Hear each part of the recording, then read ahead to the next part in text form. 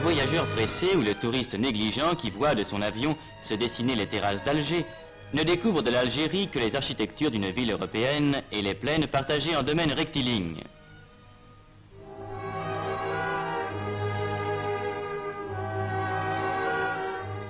Sur la route, si pareille aux routes de France, il retrouvera les paysages de l'Hérault avec l'immensité de leurs vignobles.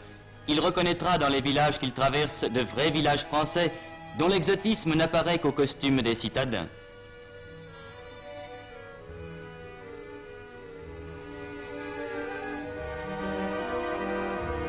Il situera en Beauce ou en Brie ces plaines à blé dont les chaumes coupés hauts marquent seuls que nous ne sommes pas en France.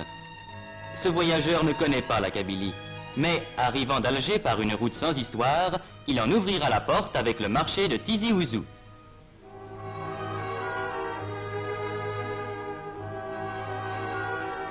Déjà, il aura rencontré par centaines sur la route ces paysans venus de 20 km à la ronde, à pied ou à dos de mulet, poussant leurs bêtes.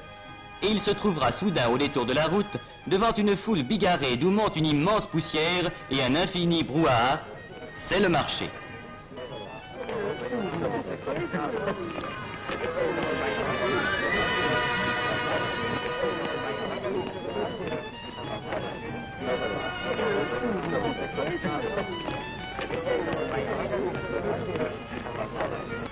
Là, 10 000 hommes peut-être se coudoient au plus près entre les bêtes attachées tête à tête et les échoppes en plein air où les artisans du coin offrent leurs marchandises. Là se rassemble pour une journée tout ce qui se vend et tout ce qui s'achète. Là se retrouvent tous les donneurs de nouvelles et aussi tous les marchands d'orviétans. Et comme les femmes kabyles restent au village, c'est aux hommes qu'il appartient de faire les achats, même les plus strictement féminins, qu'ils découvriront avec orgueil ce soir devant une famille émerveillée. Lieu de discussions infinies entre acheteurs et marchands, immense rendez-vous auquel toute la région chaque semaine est fidèle. Seuil pittoresque et coloré, seuil bruyant et agité d'une Kabylie laborieuse et secrète. Tizi Ouzou, qui a rang de sous-préfecture, est le point de transition où, dans un décor presque européen, se rencontrent les traces caractéristiques du vieux pays berbère et les apports de la vie moderne où le café mort et le marchand de sel, apanage des bourgs de la vieille Afrique, voisinent avec le garagiste réparateur de pneus des grandes routes modernes.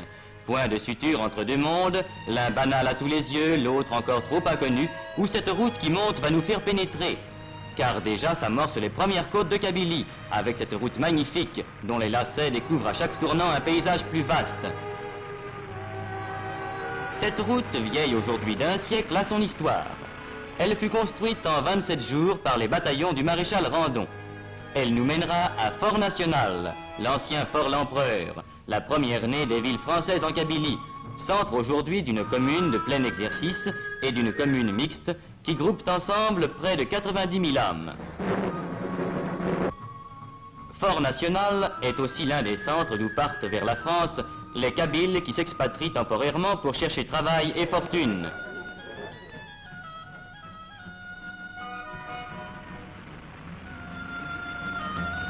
C'est de là que s'en vont ces travailleurs que les mines et les usines françaises emploient volontiers pour leur qualité, laissant au pays les femmes et les vieillards.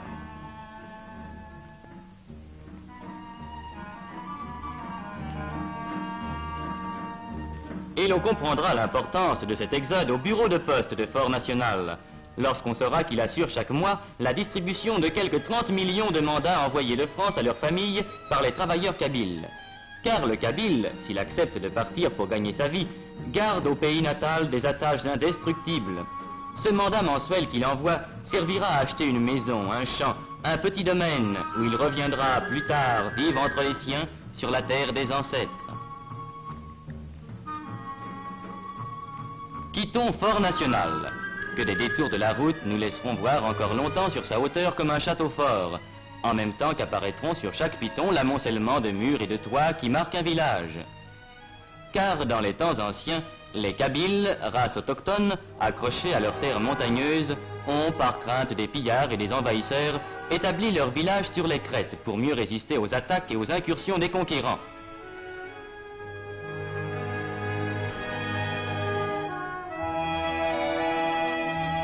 Le sol, abrupt mais verdoyant, permet l'élevage, et il n'est pas de famille qui n'ait ces quelques moutons que garde un petit berger aux yeux rieurs.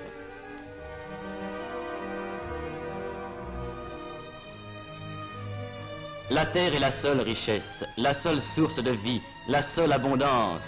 Pauvre abondance. Champs de Kabylie à flanc de coteaux, cultivés à force de peine, champs maigres qui laissent pousser de maigres moissons de seigle ou d'orge, d'où pendant des siècles le peuple kabyle a tiré son pain. Mais sur ces pentes, l'olivier abonde. L'apport français a développé dans le cadre familial cette culture qui donne à la Kabylie une part de son décor et une part de sa nourriture. À la saison des récoltes, on peut voir sur toutes les pentes ces groupes joyeux occupés à la cueillette, à laquelle tout le monde prend part.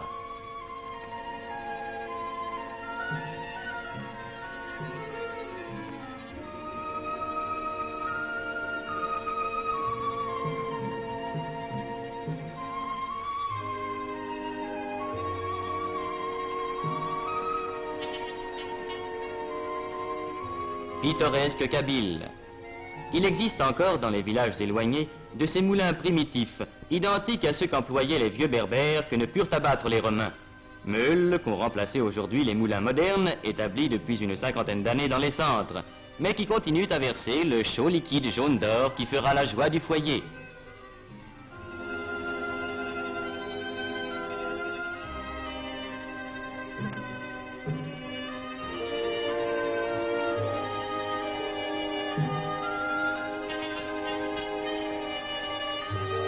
Nous nous arrêterons un instant auprès de la meule ancestrale. Nous regarderons couler le beau sang des olives, cette richesse liquide et parfumée dont l'odeur emplit à la saison chaque maison de Kabylie.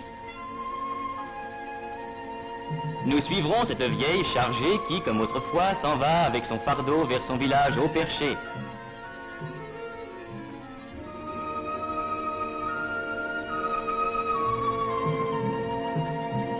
Nous la suivrons sur ces sentiers de chèvres, qui étaient avant la venue des Français les seuls moyens de communication dans ces réduits montagneux, l'imprenable citadelle d'une race indomptable.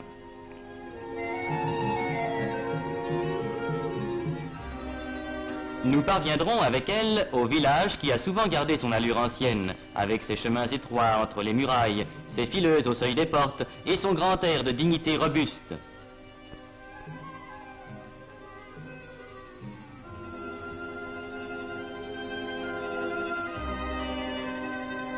Et nous découvrirons en contrebas, allongeant l'agglomération de la longueur de tant de morts, presque mêlés aux champs, le cimetière sans clôture où dorment depuis des siècles tous ceux qui dans ce même village ont labouré le sol, cueilli l'olive, élevé des mûres et sommeillé à l'ombre des figuiers.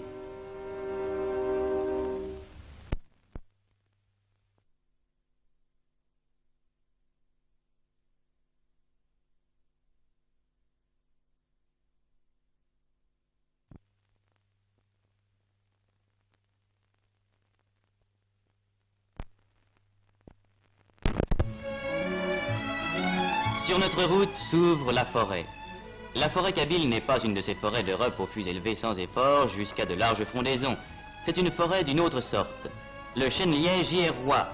Autre richesse primitive du pays kabyle, chaque année on y récolte par larges feuilles cette écorce légère qui partira vers les fabriques de France ou d'ailleurs où sa transformation s'accomplit. La forêt de Yakouren est l'un des centres mondiaux où s'approvisionne l'industrie du liège. Capitale des bouchons, la nomma un jour un voyageur. Boutade, boutade et vérité.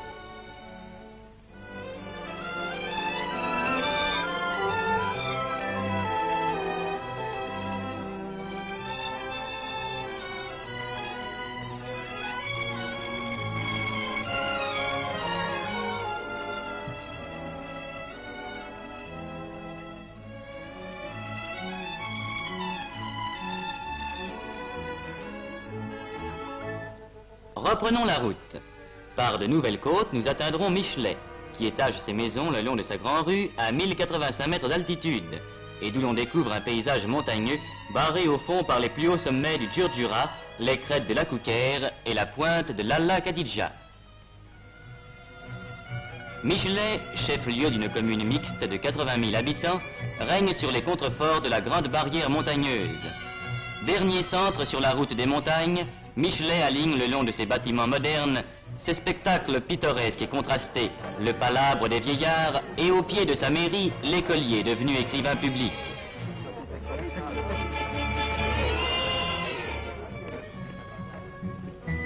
Ici comme en d'autres centres de Kabylie, la prévoyance française a créé un dispensaire, régulièrement fréquenté par la population, dont la mortalité enfantine se trouve aujourd'hui considérablement réduite. En Kabylie aussi, l'apport français a été de créer pour ce peuple terrien une école d'arboriculture, où jeunes Français et jeunes Kabyles apprennent l'art complexe de la greffe et de la plantation, la science de l'arbre qui dans l'avenir décuplera peut-être la richesse de la Kabylie en faisant un vaste verger.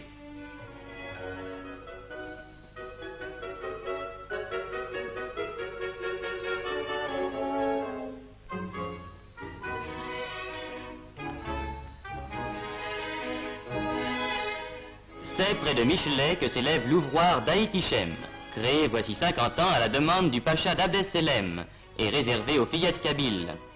Chaque jour on les voit, ces fillettes vêtues de cotonnade à la mode du pays. Ces fillettes qui, pour la première leçon, ont appris la propreté physique, à qui l'on donne en même temps l'instruction et un métier. Car cette école, qui a fait dans tout le pays kabyle la renommée d'Aït-Ichem, est l'une des grandes réussites de l'apport français.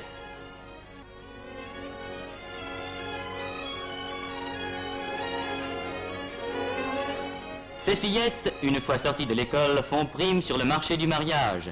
Elles parleront français et sauront, selon les meilleures techniques, tisser ces étoffes et ces tapis d'un dessin subtil et d'un art à la fois primitif et compliqué qui compte parmi les témoignages de l'art berbère.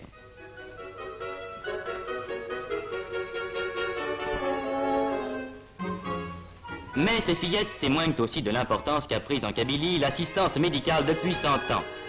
À Michelet, et c'est un exemple entre autres, les fillettes d'Aït-Ichem vont régulièrement subir un examen de santé à l'hôpital Sainte-Eugénie, où le personnel et le matériel répondent aux plus extrêmes exigences.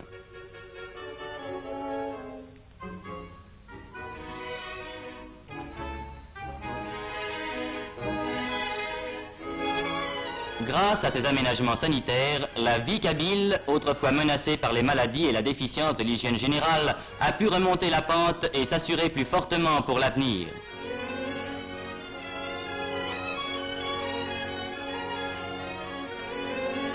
La population, si elle a longtemps marqué une certaine répugnance pour les soins de la médication européenne, s'y est maintenant habituée, et hommes et femmes font maintenant très couramment appel aux services installés par l'administration française.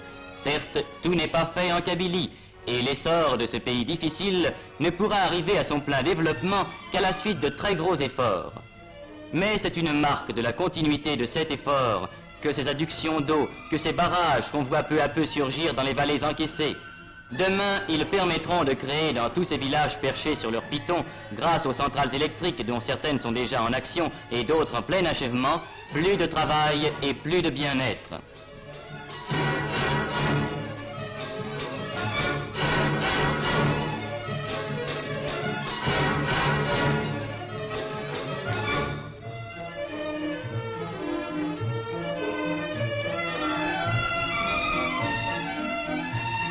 La force électrique donnera du travail et du pain à cette terre peu hospitalière où une race n'a pu vivre qu'à force de volonté.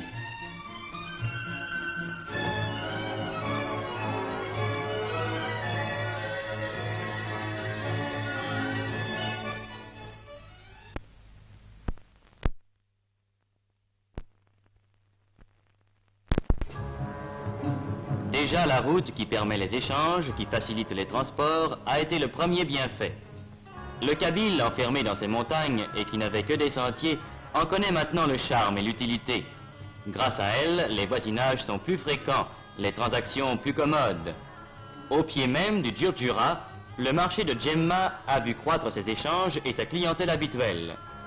De bien loin, grâce à la route, affluent à Djemma les bergers des montagnes et les artisans des villages.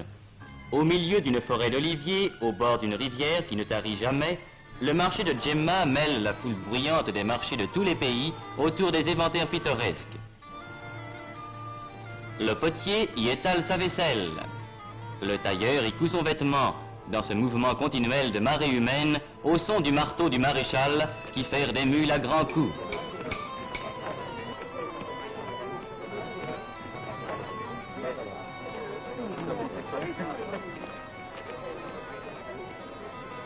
Mais la caractéristique de Djemma, c'est son marché aux bestiaux et sa boucherie en plein vent, où en l'espace d'une journée, des centaines de bêtes passent à l'abattoir. Tableau brutal et haut en couleur, où la vieille Kabylie apparaît dans sa truculente robustesse.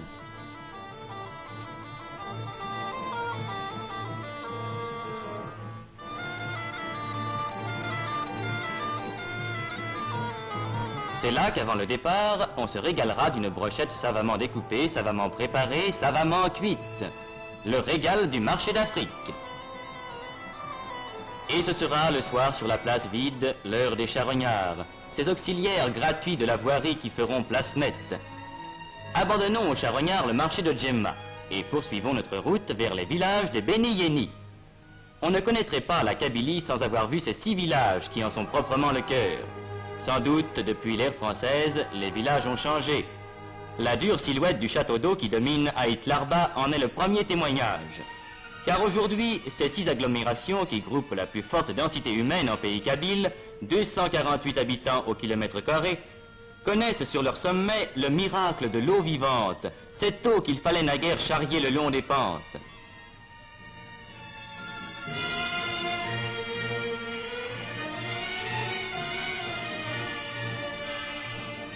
Village de Beni Yeni, le centre de l'artisanat kabyle. Il compte surtout, et depuis les temps les plus anciens, une population dont l'évolution intellectuelle et manuelle fut toujours en avance sur celle de leurs frères. Ici, dans chaque maison, un tour ronronne, un marteau tinte, un rabot gronde. Ici, l'orfèvre compose ses lourds bijoux d'argent. Ceux-ci qui faisaient l'orgueil des siècles passés, ceux-là auxquels l'époque a donné un nouveau tour.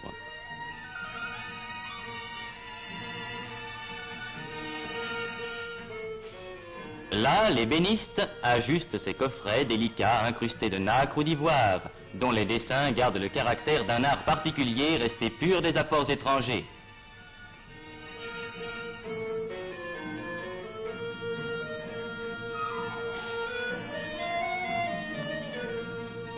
C'est à cause de cette sorte de maturité intellectuelle que traduit si bien la vie artisanale des Beni Yeni que la France a tenu à leur donner depuis des années un statut administratif spécial, en y créant des centres municipaux résolument autochtones et en conférant l'écharpe de maire à des citoyens choisis dans la population. Cette innovation a depuis été grandement élargie, mais ce sera l'orgueil de la Kabylie d'avoir en Afrique du Nord donné les premiers musulmans saints de l'écharpe tricolore. C'est ainsi qu'on peut voir, comme au centre municipal de Tassaf Tougemoun, autour de son maire revenu de Paris après y avoir travaillé des années, un conseil municipal uniquement composé d'enfants du pays, examinant avec compétence les affaires de la commune, réglementant, décidant et statuant avec l'autorité sur l'administration communale.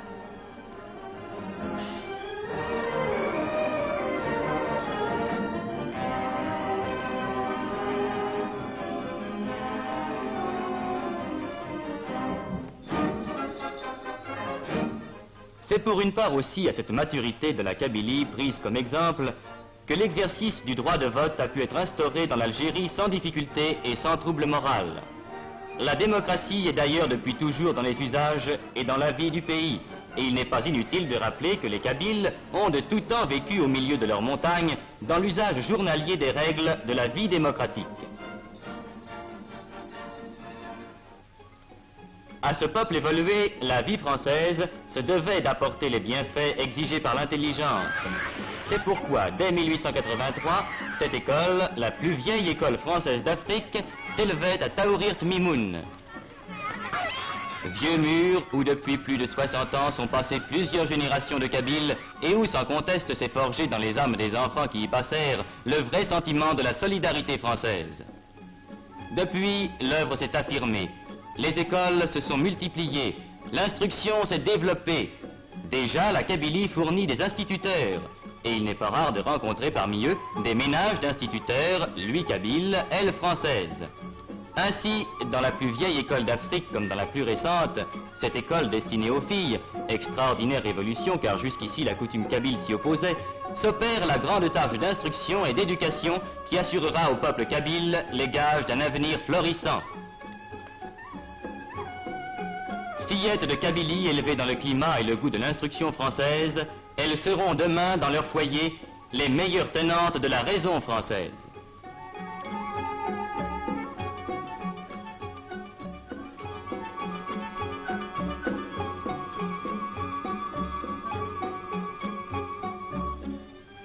Maintenant, sur cette route qui gravit toujours la montagne, quel dernier spectacle réserve la Kabylie? La végétation se fait plus rare. L'empire du roc et de la pierre nue s'affirme.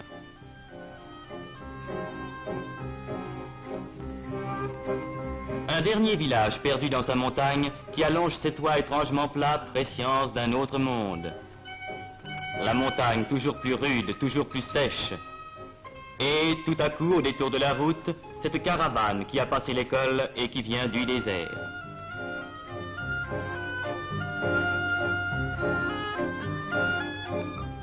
Un cèdre soudain poussé en plein rocher et dont la présence signale que nous arrivons à l'altitude de 2000 mètres. Maintenant, c'est seulement le silence, la fin de toute vie, la haute solitude. Nous sommes aux confins du pays kabyle, le Djurdjura bord l'horizon, au-delà commence le sable, le pays sans vie, le grand désert.